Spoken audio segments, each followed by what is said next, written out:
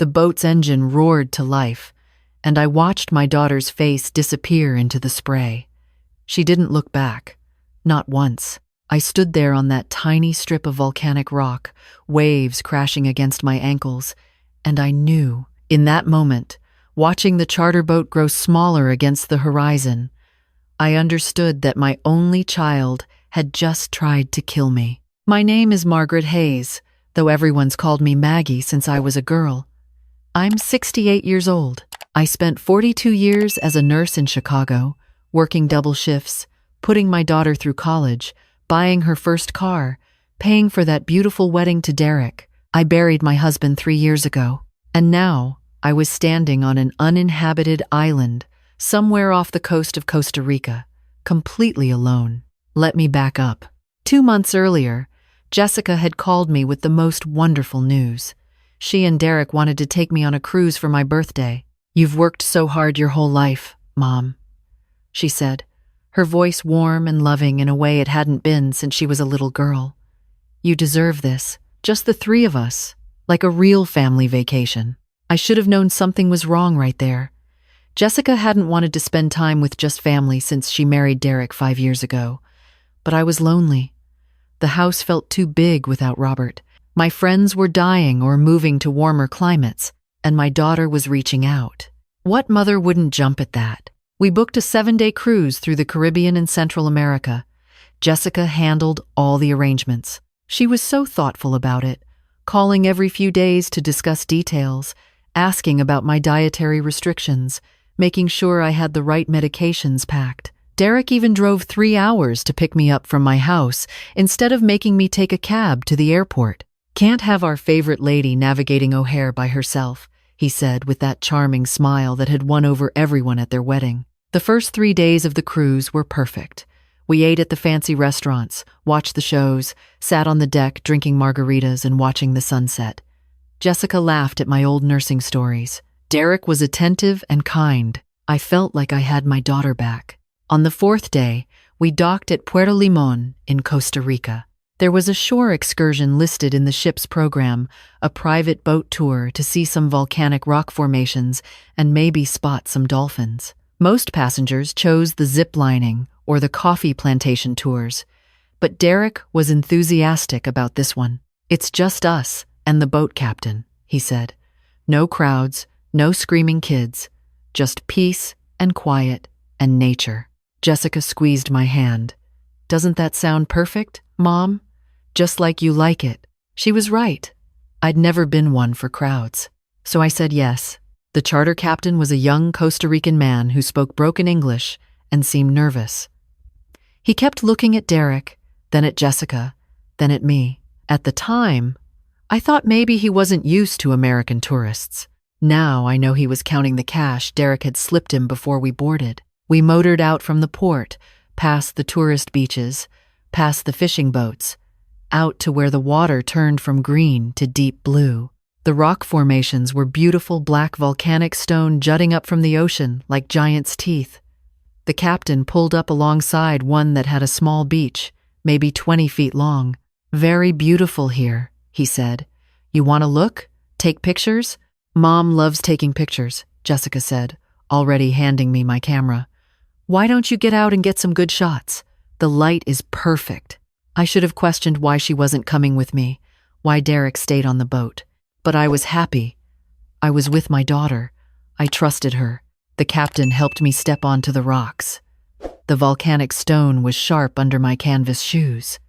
I walked carefully to the little beach, turned around to wave at Jessica, and that's when I heard the engine. "Wait," I called out. "I'm not ready to," but the boat was already moving.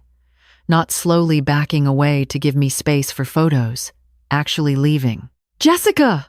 I screamed. "Jessica!" I saw her face then, just for a second before the boat turned. She looked sad, not guilty, not horrified at what she was doing, just sad, like she was putting down a beloved old dog. Derek stood behind her, his hand on her shoulder. He didn't look sad at all. I ran into the water, but my legs are 68 years old. I've got arthritis in my left hip, and my knees haven't been good since my nursing days. I made it maybe 10 feet before I fell, swallowing salt water, rocks scraping my palms. By the time I got to my feet, the boat was 50 yards away. 100. Gone. I stood there in the water up to my waist, shaking. Not from cold, from understanding. The trust fund. Robert had been a smart man, cautious. When his parents died and left him their money, he put it all in a trust with specific instructions. I'd get monthly income for life. When I died, everything just over $2 million would go to Jessica. But there was a clause. If Jessica died before me, or if she was convicted of any crime against me, the money would go to charity. Robert's parents had watched their own children turn greedy and vicious over their grandmother's estate. They'd built in protections. Jessica and Derek had been asking about the trust for the past year. Casual questions at first, then more pointed. How much was left? Could I take out a lump sum? Could I change the beneficiary to include Derek? Could I just give them an early inheritance? I'd said no to everything. The trust was clear. And honestly, I'd started to notice things. The way Derek looked at our house, Robert's and mine, with appraising eyes. The way Jessica had started talking about how big the house was, how hard it must be for me to maintain, whether I'd ever thought about selling. I'd thought they were worried about me. I'd thought they cared. Standing on that rock, soaked and shaking, I knew the truth. They were going to report me missing, lost at sea during a shore excursion. A tragic accident. The ship's crew would barely remember an elderly woman who went on a private tour with her family. The charter captain had been paid to forget. In a few months, maybe a year, after I was legally declared dead, Jessica would get everything. The sun was starting to set. I looked around the rock formation. It was maybe 100 feet across at its widest point, with that little beach and then rough volcanic stone everywhere else. No vegetation, no fresh water, no shelter. The cruise ship would leave port in 3 hours. After that, we'd be moving on to Panama. Even if I could signal someone, even if a boat came by, who would believe me? An elderly woman babbling about her daughter trying to kill her? They'd think I was confused. Sunstroke. Dementia. That's what they'd say about me anyway, wouldn't they? Poor Maggie. She was getting so forgetful, so paranoid. She probably wandered off. I thought about Robert then. My beautiful, careful Robert who'd loved me for 43 years, who'd built in those protections because he knew that money changed people. I thought about all those years of nursing, all those double shifts, all those times I'd held dying patients' hands and listened to them whisper about their regrets. The number one regret?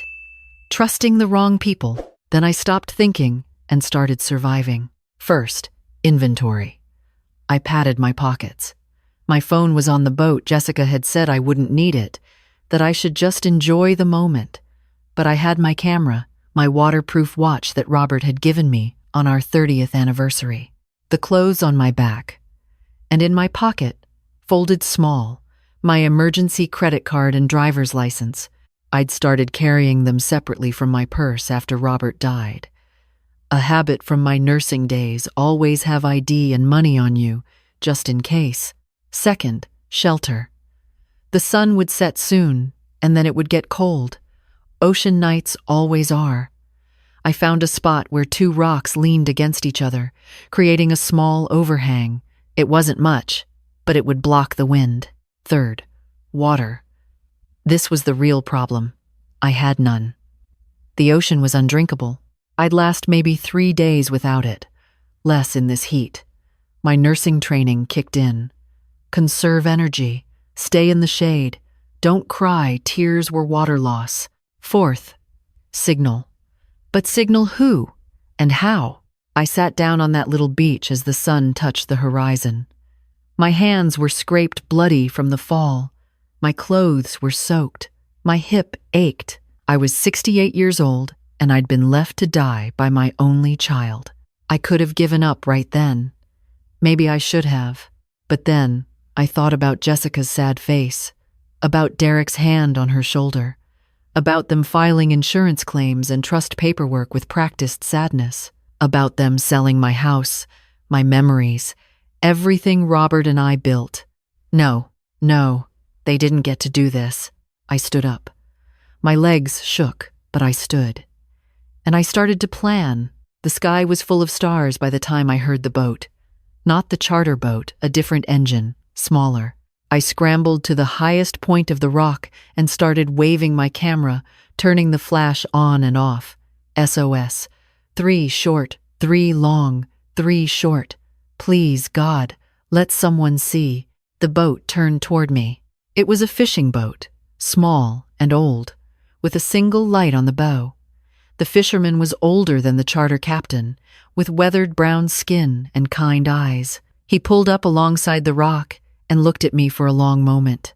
"Senora," he said softly, "you are lost?" I wanted to say yes. I wanted to say I was a confused old woman who'd wandered away from my tour group. Instead, I told him the truth. "My family left me here to die," I said. My voice cracked. "They think I'm too old, too much trouble. They want my money." His face changed. Not shock, something sadder, recognition. "My mother," he said quietly. "My brother, he tried to take her house, put her in home. I stop him." But he shook his head. "I understand. Come." He helped me into the boat. His name was Raphael, and he was fishing for tuna to sell at the morning market. He gave me water from a plastic jug. It was warm and tasted like plastic. But it was the most beautiful thing I'd ever drunk. "The cruise ship," I started to say. "Gone," Raphael said. "They leave 2 hours ago." Good. That was actually good. If the ship was gone, then Jessica and Derek would have already reported me missing. They'd have their alibi established. They'd be on camera looking worried, talking to the ship's security, playing the concerned family. "I need to get to a phone," I told Raphael. "And I need you to not tell anyone you found me. Not yet." He studied my face in the dim light of the boat. Then he nodded. "You want revenge. I want justice. Same thing, sometimes." He took me to his house, a small concrete building on the outskirts of Puerto Limon.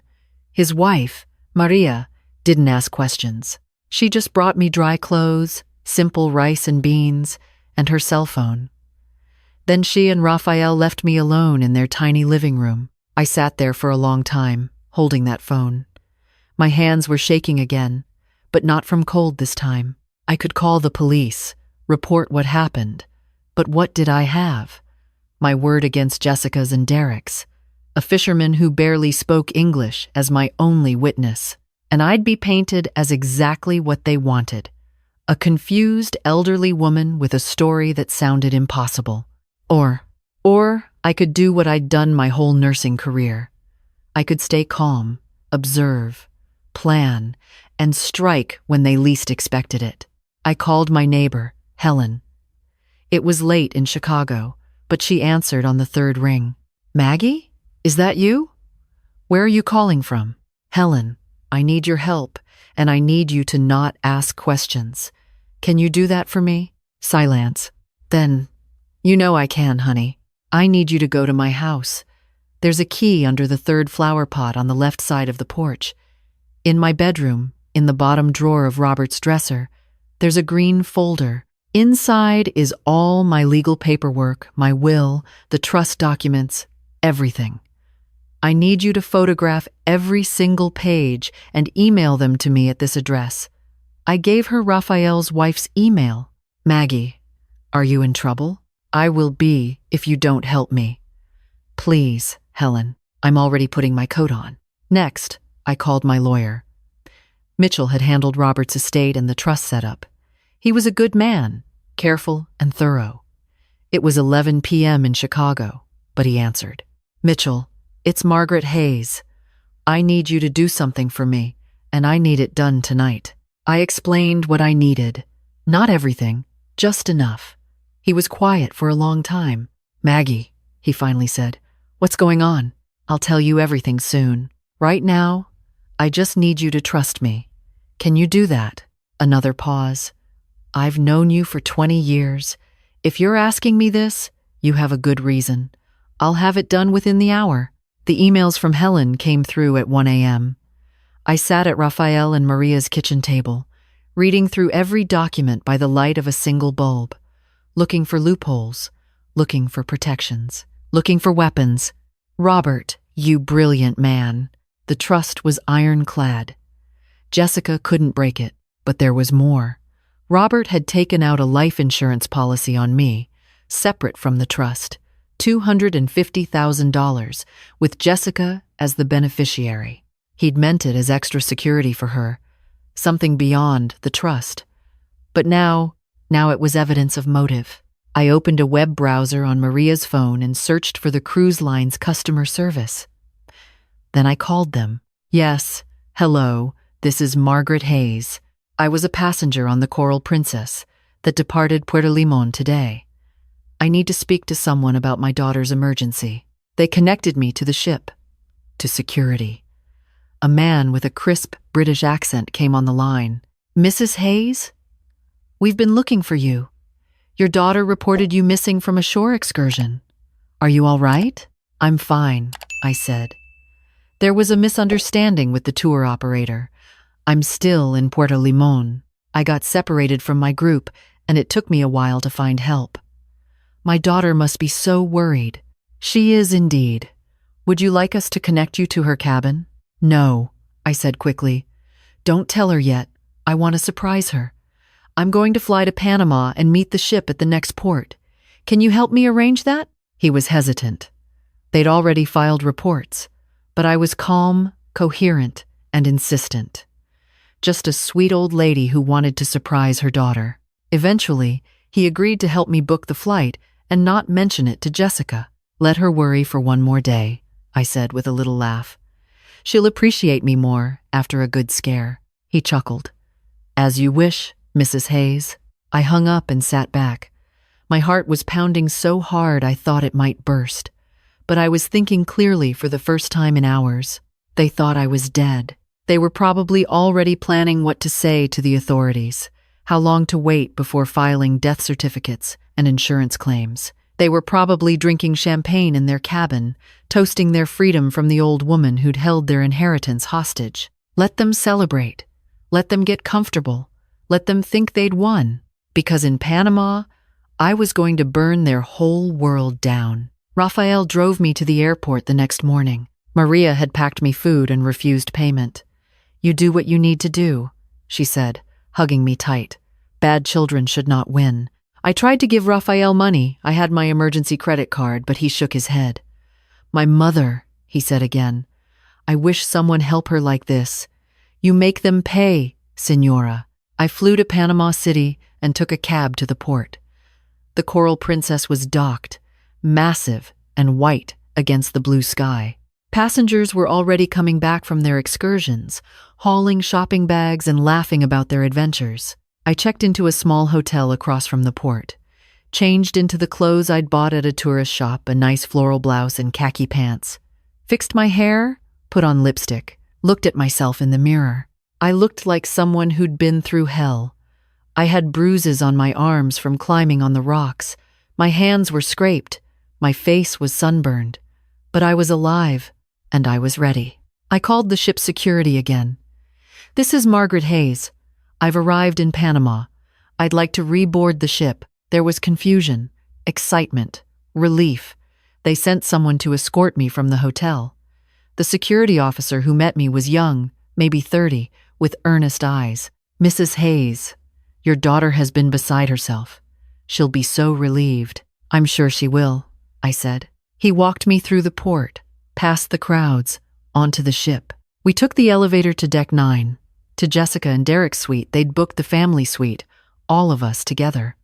How thoughtful, the security officer knocked. Mrs. Chandler, we have a surprise for you. The door opened. Derek stood there, and I watched his face drain of color. He actually stumbled backward. Hello, Derek, I said pleasantly. Jessica appeared behind him. For a second, just 1 second, I saw pure horror in her eyes. Then the mask came down. She rushed forward, arms outstretched. Mom! Oh my God, Mom! We thought we were so worried. She tried to hug me. I stepped back. I'm sure you were, I said. Can I come in? The security officer was beaming, thrilled with his good deed. "I'll let you three have your reunion. Mrs. Hayes, we'll need you to stop by the security office later to fill out some paperwork about the incident." "Of course," I said. "Thank you so much for your help." He left. The cabin door closed, and I watched my daughter and her husband scramble to put their faces back on. "Mom, what happened?" Jessica's voice was shaking. The charter captain said, "You fell into the water, that they couldn't find you. We've been searching. We filed reports with the Costa Rican Coast Guard. You left me on a rock," I said quietly. "You paid that man to take me out there and leave me to die." Silence.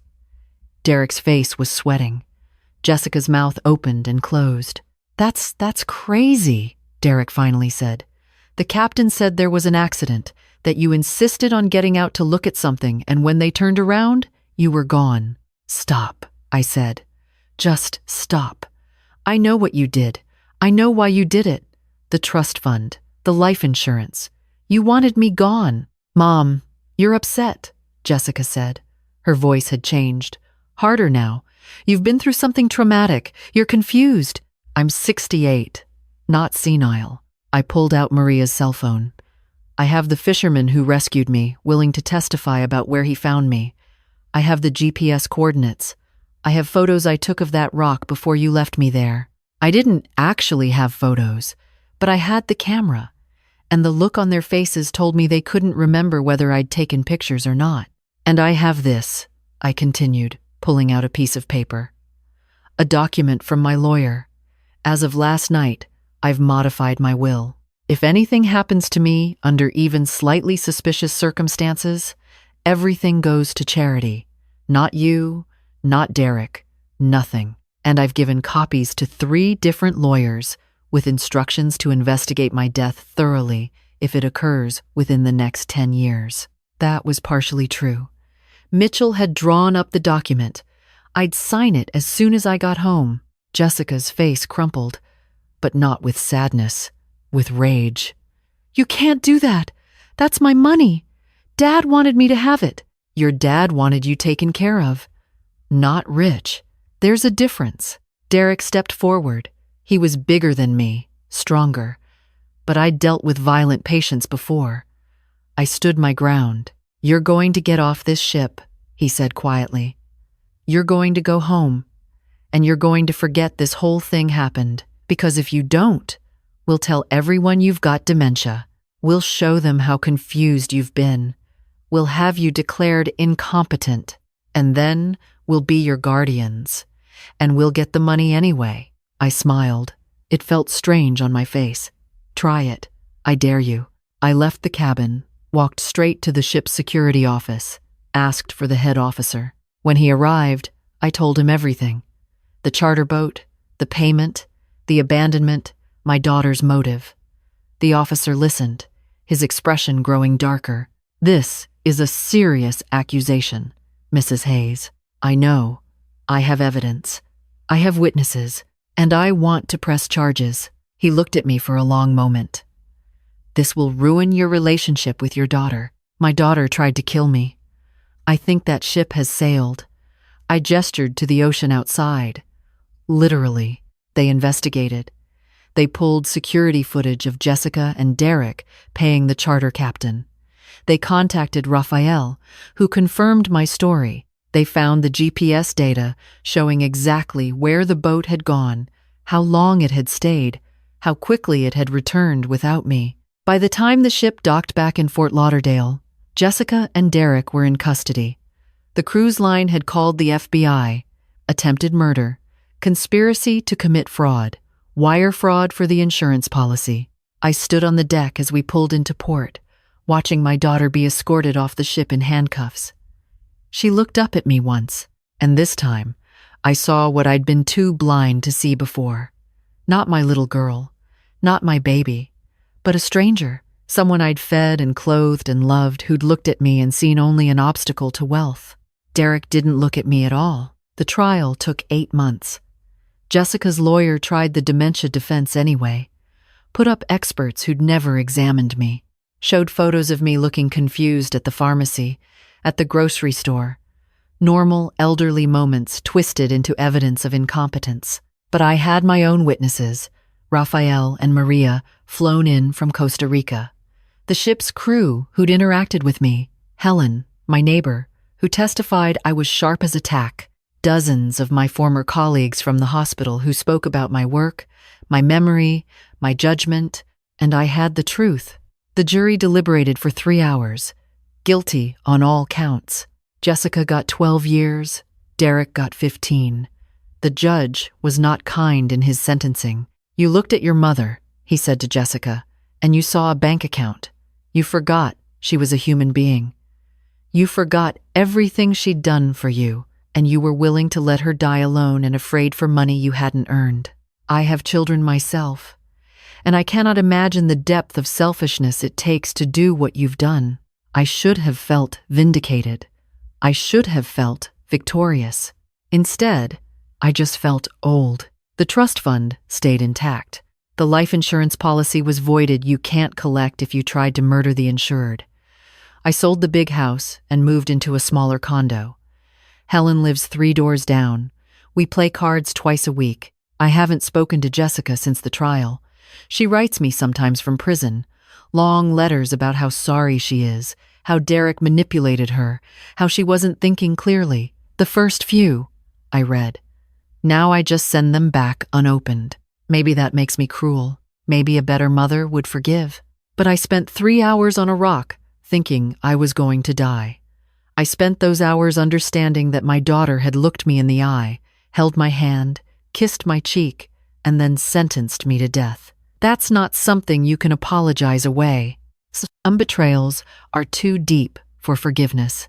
I took some of the money I got from selling the house and donated it to organizations that help elderly people fight financial abuse. It happens more than you'd think. Children who've spent years waiting for their parents to die suddenly get impatient. They forge signatures, they manipulate, they isolate, they kill. I speak at events sometimes now. Tell my story. Watch the faces in the crowd, some shocked, some nodding with terrible understanding. After one talk, an old man approached me with tears in his eyes. "My son," he whispered. "He's been asking about my will, about my house. He says I should sign things over now to avoid estate taxes. But something feels wrong. Trust that feeling," I told him. "And get a lawyer, a good one, today." He hugged me. "Thank you. Thank you for being brave enough to fight back. But here's the thing, I didn't feel brave on that rock. I felt terrified and betrayed and small.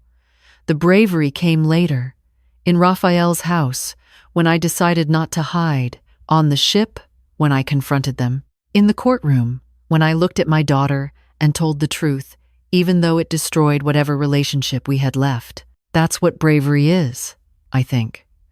Not the absence of fear, not even the overcoming of it, just the decision to keep going anyway, to not let the people who hurt you win. I'm 70 now. My hip hurts more than it used to. I take pills for my blood pressure and my cholesterol. I forget things sometimes, names, appointments, where I put my keys, but I'm alive. I'm free, and I'm nobody's victim. Sometimes that's enough. Sometimes that's everything. Last week, I got a call from Raphael. He wanted to let me know that Maria was sick cancer. They couldn't afford the treatment. I was on a plane to Costa Rica within a day. I'm paying for everything. The surgery, the medications, whatever they need. "Señora, this is too much," Raphael protested. "You saved my life," I said. "This is nothing." He cried. Maria cried. I did too. And I thought about Jessica in her prison cell and Derek in his. I thought about all that money they wanted so badly, the money they were willing to kill for. They got nothing. But I got Raphael and Maria. I got Helen. I got every person who heard my story and checked on their own parents a little more carefully.